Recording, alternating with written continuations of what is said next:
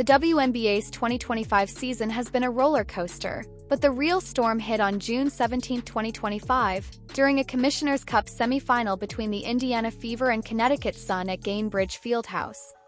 Caitlin Clark, the league's golden goose, was at the heart of a refereeing debacle that exposed a systemic failure to protect its biggest star.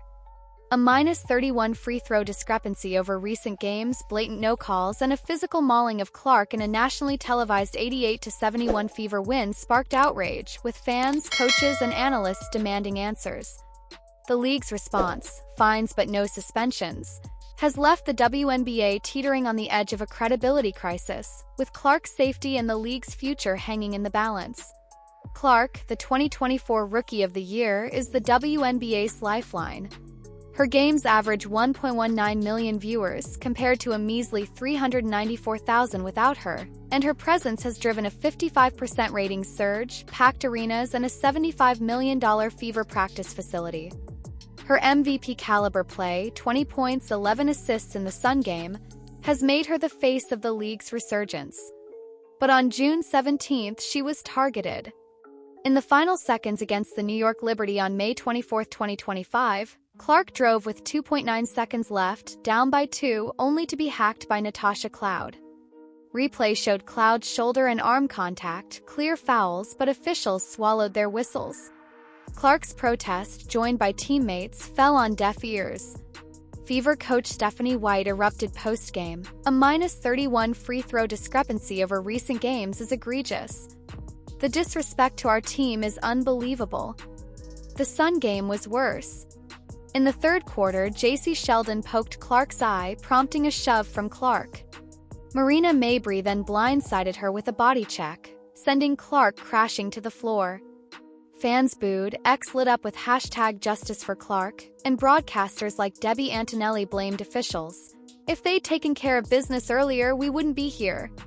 The refs issued technicals to Clark, Mabrey, and Tina Charles, with Sheldon's foul upgraded to a flagrant one. Post-game, the WNBA admitted Mabrey's foul warranted a flagrant 2, issuing a $400 fine, and fined Sophie Cunningham for a late-game flagrant 2 on Sheldon, which sparked a melee and ejections. No suspensions followed, fueling accusations of incompetence. Pattern is damning. Clark's endured hard fouls, double teams, and cheap shots all season, with refs often turning a blind eye. In a May 24th game against the Liberty, Dana Bonner was hammered on a layup. No call. Lexi Hull was whistled for a phantom foul on Sabrina Ionescu, whose free throws sealed the game. White called out the league's grievance system. "I don't know if it works." Fans on X echoed her, with one posting, "WNBA refs are a joke. Clark's getting mauled and they do nothing." The league's failure to act decisively, fining rather than suspending, has fans screaming bias, with some alleging refs are paid to look away. Clark's health is the real cost. A reported groin injury sidelined her for the All-Star game, with no clear return timeline. Posts noted her using heat packs on her quad, suggesting she's been playing hurt for weeks. The WNBA's injury epidemic, 141 reported since opening day, including 57 head and neck injuries, points to unchecked physicality. Stars like Aya Wilson, Nafisa Collier, and Sabrina Ionescu have also missed time, but Clark's absence tanks ratings by 42% and ticket prices by 40%, from $137 to $80 for Fever games. Her MVP odds slid from even money to plus 210 on FanDuel, reflecting the market's panic. The Chicago Sky rematch, hyped for Clark versus Angel Reese, lost its 2.7 million viewer draw without her. Why the refereeing mess? WNBA refs, paid per game and often moonlighting in NCAA, lack the NBA's salaried stability and replay center. Monty McCutcheon, head of officiating, insists refs are held accountable via independent reviews, but evaluations prioritize stakeholder directives over player safety. Competition committee, coaches, GMs, and stakeholders, sets physicality standards and refs follow orders, not fans or players. Cutchin's claim that new fans misread the game's physicality dismisses legitimate concerns. A ref with high school experience can jump to the WNBA via the G League, raising questions about training. The league's inaction is a business disaster. Clark's 41 nationally televised games out of 44 reflect her LeBron-like pull. ESPN broadcast a preseason game for the first time because of her, drawing 1.3 million viewers. But letting her get systematically destroyed, as one ex-user put it, risks her bolting to overseas leagues offering bigger paydays.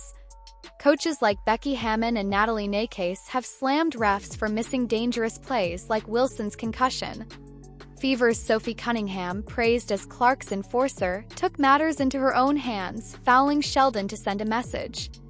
Ex-users called her a hero, with one saying, "She stopped the pummeling when refs wouldn't." The WNBA's response, fines and a vague promise to work on officiating, feels like damage control, not reform. Commissioner Kathy Engelbert faces pressure to overhaul referee training, increase accountability, and protect stars. Without suspensions or structural changes, the league risks alienating fans and sponsors. Clark's return, expected soon, will test whether the WNBA learned its lesson. If refs keep swallowing whistles, the next injury could tank the league's momentum for good. Basketball's physical, but targeting its biggest star isn't a game. It's a gamble with the WNBA's future. What's your take on this officiating mess? Are refs biased against Clark, or is this just basketball's nature? Should suspensions have happened? Drop your thoughts in the comments, like if this saga's got you fired up, and subscribe for more WNBA drama. Share with someone who loves Clark's game. The league's at a crossroads and the clock's ticking.